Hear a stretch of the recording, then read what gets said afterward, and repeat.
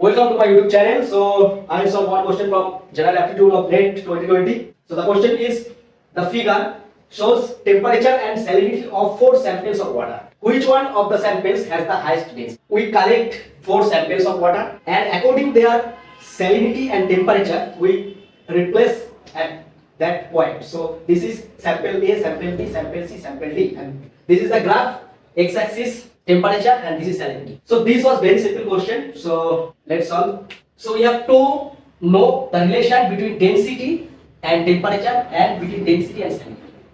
So if you think, you can find that density is proportional to salinity. That is, if in a water the salinity is greater, then the density will be higher. That is, if salinity increases, the density of the water will be increases. Okay?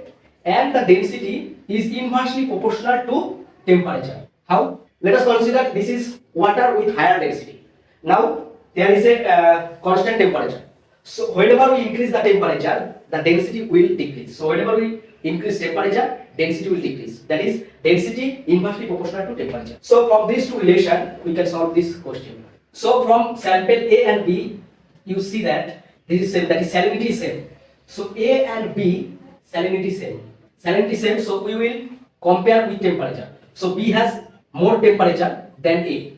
Therefore, more temperature means lower density. That is, A has greater density than B. So in comparison to density, we can find from here, as A and B has the same salinity, these two water sample has same salinity. So we have to compare temperature. So A has less temperature, B has more temperature. So more temperature means less density. So A has more density than B. Similarly, if you compare C and D, so salinity is same. So from here, C has more density than D. So B and D will not be answered. So this will cancel out. So now we have to compare between A and C. What will be the relation between density of A and density of sample C?